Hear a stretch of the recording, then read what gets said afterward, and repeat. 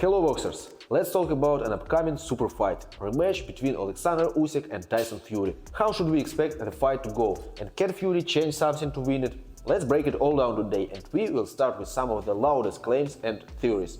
There is an opinion circulating online that Fury's punch resistance has been compromised, particularly after his fights with Wilder.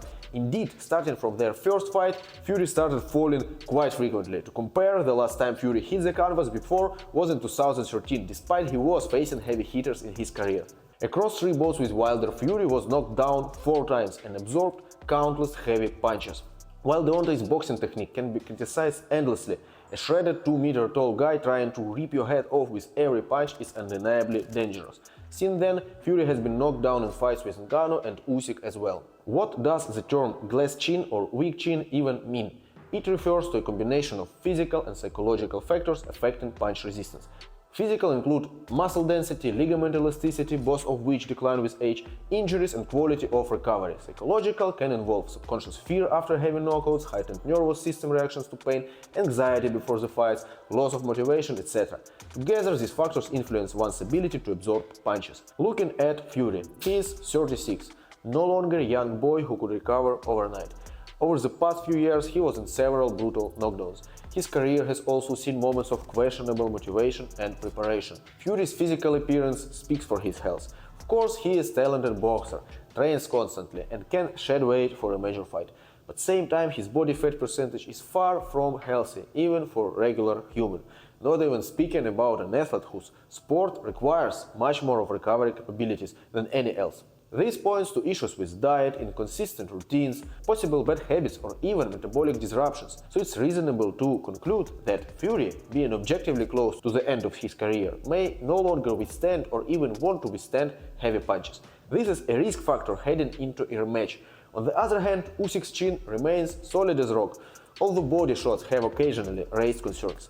Nevertheless, in terms of physical and mental toughness and ability to give it all in the ring, Usyk is undeniably the favorite. Now let's analyze styles. Fury is a hybrid of a counterpuncher and outfighter. He excels at controlling distance thanks to his size. He is okay with giving a ring center to opponent to confuse him with feints, draw in his attack with lazy pullback using mostly just shifting weight from leg to leg, and land a hard counter.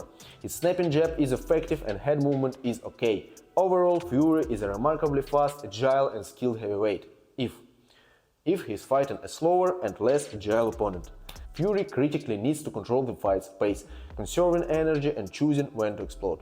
A prime example is his fight with Klitschko, where Vladimir allowed Fury to relax, move around with his hands down, throw his sharp, looping punches, feint and shoe shine without consequences. Fury is a good boxer, but like most heavyweights, very big, which naturally limits his punch output, reaction time and ability to position himself for attacks or counterattacks. Usyk, however, presents a stylistic nightmare because of his pace, not necessarily speed. Fury's single punches and short attacks are very fast, but the volume of actions Usyk can produce.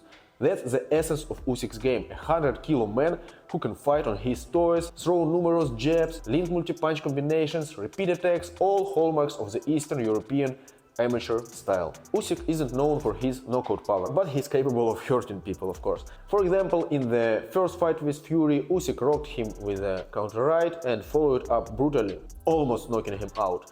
Usyk's punches, like punches of any skilled heavyweight, hurt. However, Usyk isn't planning to knock Fury out. He's preparing to outpoint him over 12 rounds. So what might limit him?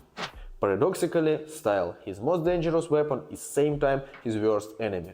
Rooted in Ukrainian and Soviet amateur boxing traditions, Usyk's boxing school prioritizes movement, feints and high work rate over power punching.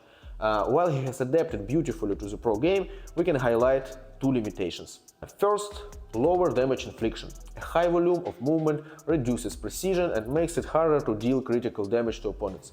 In a 12-round fight, this can be both a strength and a weakness, as a less active opponent might land fewer but more impactful punches. Second, endurance is always a question. Usyk's style is exceptionally taxing over 12 rounds. His ability to maintain such a high tempo is much more extraordinary even than his footwork and boxing IQ.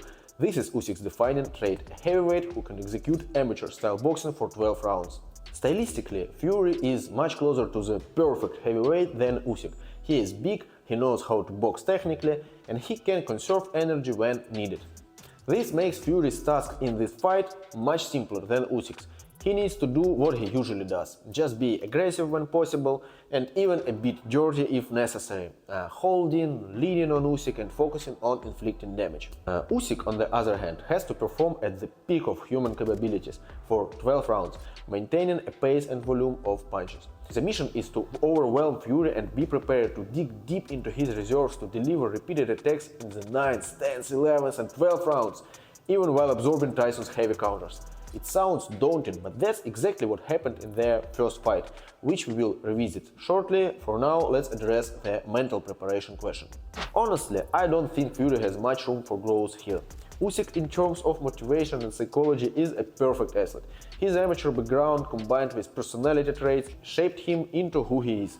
He always was a simple guy who is doing sport to claim his place through blood, sweat and hard work, treating the world and his opponents with kindness and smile. That's still him today, except now he earns big money. Usyk, as always, will be 100% ready.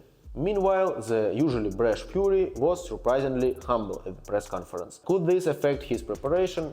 I doubt it. In the first fight, Fury was in decent shape. There was no underestimation. Any boxer knows that Usyk is a complex puzzle.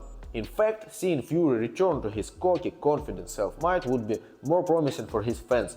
As it stands, I would say Usyk outplayed him mentally, responding to the most unpleasant stuff with a smile and something similar to his trademark lines like "I'm very Phil." Where's Oleksandr Usyk, the rabbit? Me and you, sucker, next! Me and you! You're getting it, little sucker! Rabbit! One Ukrainian Klitschko dinner, and I'll do you as well, gappy teeth! You ugly little man! Getting into Usyk's head is nearly impossible, and Fury realized that. Will it impact training? No. Fury's mental state, accepting the fact that the opponent is mentally stronger, is perhaps not something that helps to fight. Fury shared his game plan for the fight, saying, "There is no plan, all my rematches end the same way. I will go and knock him out. I won't box or win on points." What it tells, I think it's just the most logical thing to say to avoid revealing his strategy while building intrigue. In reality, there are likely multiple plans in place. Fury is definitely preparing to box Usyk, with the knockout being just an option. Therefore, don't expect Fury to rush forward for the first round. If he does, a fresh Usyk will evade him for a few rounds and then systematically wear him down. Fury's knockout chances improve in the second half of the fight if he can conserve his energy and land a strong counter. These aren't just idle words. To solidify this prediction, let's quickly revisit the first fight to highlight why things were actually pretty good for Fury and why it's unlikely he will make substantial changes. Usyk started the fight briskly, working on his feet, using his lead hand to feint and control the distance, frequently targeting the body from long range, all from Soviet boxing textbook about fighting a taller guy. In the first 3 rounds, this worked brilliantly. Fury simply couldn't keep up and frequently ate clean shots to the head. But as I mentioned earlier, Usyk's style can backfire. By the 4th round, Fury began pressing forward, forcing Usyk to slow down and take a breather. Fury dominated all the middle rounds from the 4th to the 7th.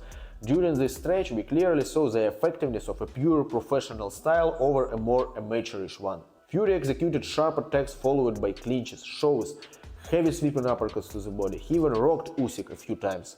It all seemed like he is finding his rhythm. So did big and strong Fury outclass the smaller amateurish cruiserweight? No. Usyk knew the middle rounds would be tough, which brings us to the most interesting part. Round by round, despite slowing down, taking heavy shots, losing rounds, Usyk never took a step back. Even struggling, he continued jabbing, feinting, attempting combinations, fighting for the center of the ring. Things that seem illogical. You lose a round, conventional wisdom says to take a breather in the next and move around, clinch, avoid damage to regroup for a stronger showing later. Usyk, however, absorbed huge blows and was still forcing exchanges. His goal, as I mentioned earlier, was to break Fury with his tempo. This meant forcing Fury to move and punch more than he wanted, even if it came at the cost of taking damage and losing rounds. And it worked. Fury simply couldn't keep up the pace physically. By the 8th round, Usyk, of course being in crazy pain I think, finally broke Fury, who just couldn't be so active, sharp and focused anymore. From that point on, Usyk started landing, while Fury faded with each passing round. This led to a knockdown and a dominant finish for Oleksandr. In summary, Usyk won that fight primarily due to his extraordinary conditioning, which allowed him to maintain a pace that is nearly unheard of in the heavyweight division. Yes, it's not the most efficient way to fight professionally, but for now Usyk can pull it off. I expect a similar scenario in the rematch. A fresh Fury will be very dangerous for Usyk in the middle rounds, but if Usyk survives, he will force Fury to punch, move and think more than he is capable of, ultimately wearing him down by the end of the fight. I have no doubts about Usyk's conditioning or chin. Fury can talk about a knockout, but I believe he won't get any closer to one than he did in the first fight. The earlier Fury starts attacking, the sooner he will fade, and the sooner Usyk will eat him. My prediction: Usyk wins by decision or even by stoppage. That's all for today. See you soon. Keep boxing.